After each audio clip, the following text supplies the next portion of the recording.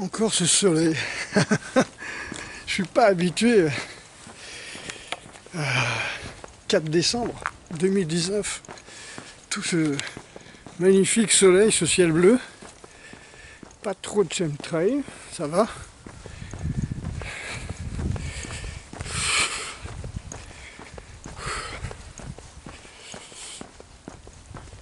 Alors, tout d'abord, aujourd'hui, c'était la journée des cadeaux.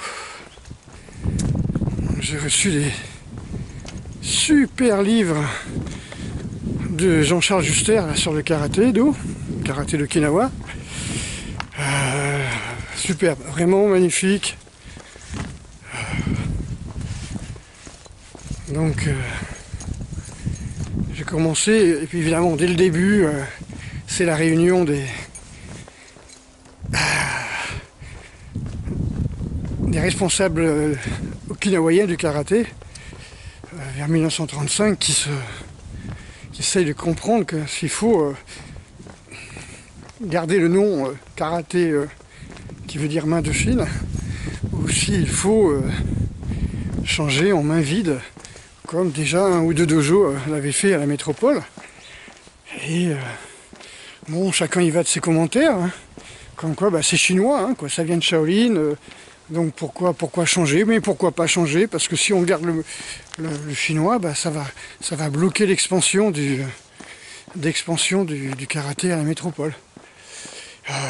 Surtout que certains auteurs disaient que le karaté était un sport de métis, c'est-à-dire pour eux tout ce qui n'était pas japonais, c'était des Chinois, quoi, déjà dès le départ. Voilà. Donc je suis tout à fait au début, et vraiment un magnifique bouquin, hein. Je vous conseille tous les livres de Jean-Charles Juster, hein. N'hésitez pas à lui écrire, à lui demander des renseignements. Vraiment c'est très technique, historique, voilà, ça me convient très bien. En plus il parle okinawanais, il écrit okinawanais, il lit l'okinawanais, japonais aussi, et c'est pour moi extraordinaire, c'est un vrai chercheur.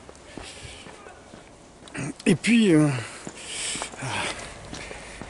je suis allé à la boîte aux lettres et là, waouh, super cadeau.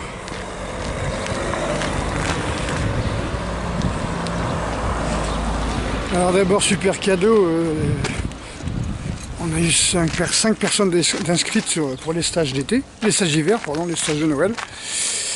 Il faut bien tenir compte que les dates ont changé, hein. Pas le 22, on commence le 21.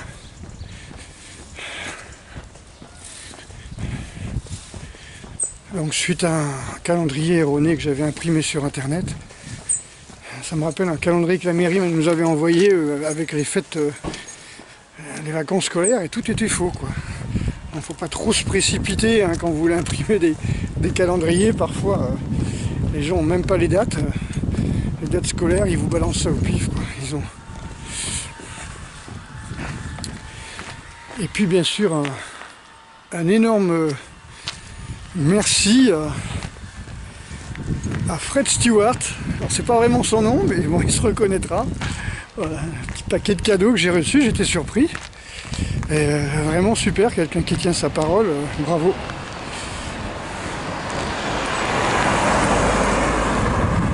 Vous savez, on dit la parole fait l'homme.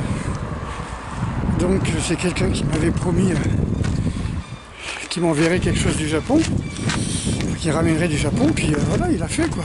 Moi je dis superbe. Bravo Fred.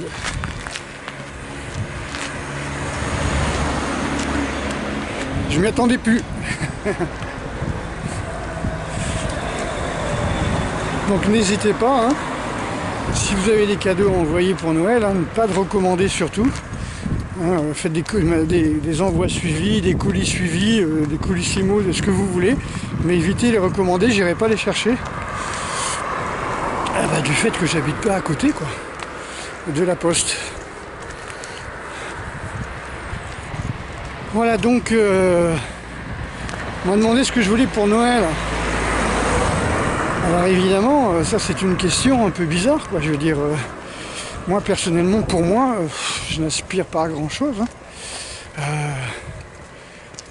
Mais ouais, j'aspire à avoir tout ce que je peux mettre dans un musée, hein, dans mon musée d'armes, dans mon musée d'armes blanches, hein, bien sûr. Je collectionne les armes bizarres, vous voyez, les vieilles épées, je regarde où je suis, les vieilles épées qui ont été retouchées, ouais, j'avais loupé une vente, ça. J'étais vraiment déçu, il y avait une épée, enfin une main gauche qui avait été faite à partir d'une épée, et moi j'avais l'épée d'original, quoi, j'avais la vraie épée originale, exactement la même, et là elle avait été modifiée, et quand je l'ai commandée au Hussard à l'époque, il y a 20 ans de ça, elle avait été vendue juste à ce moment-là, quoi. J'ai loupé 2-3 ventes comme ça, parce que je suppose que quand ils envoient les catalogues, à l'époque c'était sur catalogue, bah, les privilégiés, c'est-à-dire les copains, étaient passés en premier, quoi. Ils passaient en premier, puis après ils envoyaient les catalogues. Ah, tant pis, voilà, c'est de bonne guerre, il faut le savoir. Chacun fait ce qu'il veut, moi je suis pas contre. Donc voilà, donc si vous avez des vieilles armes blanches, des vieux couteaux de la guerre 14, des trucs plus ou moins trafiqués que vous avez fabriqués vous-même et que vous voulez plus les garder parce que vous avez des mômes ou vous avez envie que ça serve à un musée, hein. Ne vous inquiétez pas, hein, quand j'aurai le musée, je marquerai don de telle personne dessus, sur l'arme, hein. Donc c'est important. En gros, dans ce musée, j'ai eu l'idée de faire un musée après avoir vu le musée de Liège, que j'ai vraiment adoré. Juste pour prouver à quel point les hommes ont du génie quand il s'agit de se détruire, quoi. Donc, c'est pas un musée qui fait la promotion des armes blanches, c'est un musée qui veut montrer à quel point l'homme, quand il a peur, il a un génie extraordinaire, quoi. Quand il a peur de manquer de protéines, et ben, on va bouffer les chats, les chiens, les voisins.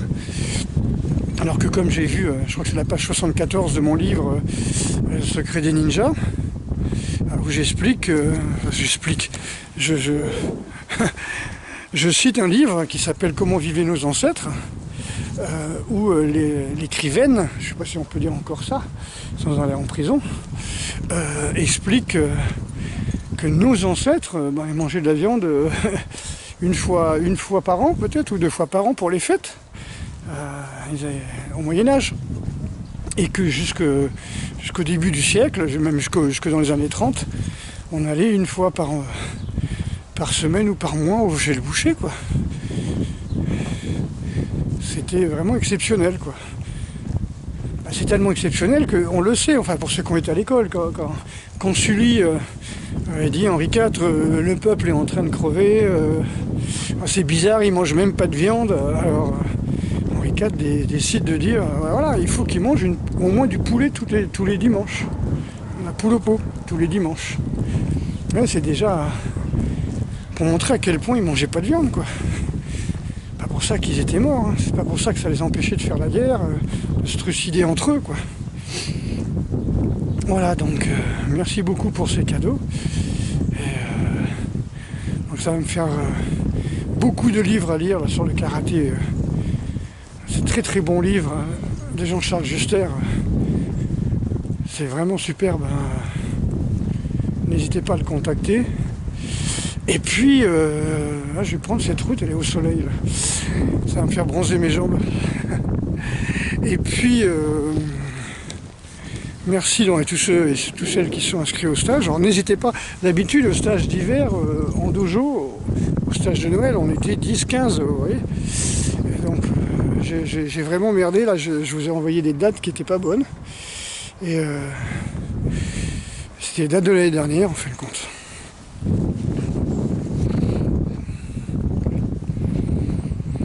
Regardez ce ciel bleu comme c'est beau.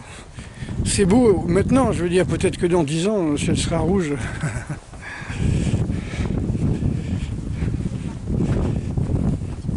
Bonjour.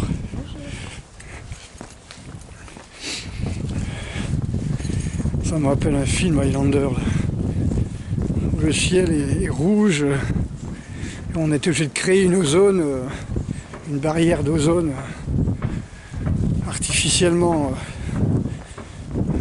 Et les gens meurent de chaleur. Voilà.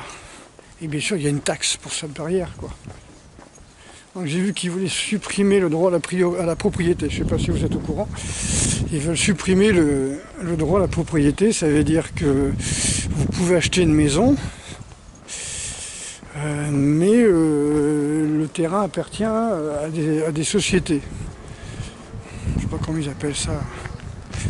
ASL, je crois que c'est comme ça. Et donc vous paierez un loyer, hein, même si vous êtes propriétaire. Et ces sociétés, ben, si j'ai bien compris, appartiennent à des financiers.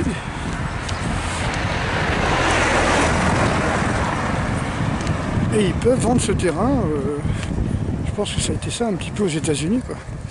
Accession à la propriété, etc., etc., pour les gens qui n'ont pas d'argent. Et puis après, ben, les maisons appartiennent aux banques. Alors si vous avez des détails là-dessus, voilà, parce que là, il y a un mouvement qui se crée où des 25-30 ans, là, ils veulent acheter des bois. Ils veulent acheter des bois pour les protéger. Et je m'aperçois que ils veulent acheter du terrain boisé, juste pour protéger le terrain boisé. Et voilà, pour protéger de la chasse, pour le protéger, pour mettre peut-être une caravane ou quoi que ce soit. Mais ça va devenir chaud, quoi. Donc si vous avez des renseignements là-dessus, voilà, donc je vais arriver là où ça fait un peu plus de bruit. Donc je vous dis merci encore pour tout le monde, pour tous ces cadeaux, et je vous dis à très bientôt.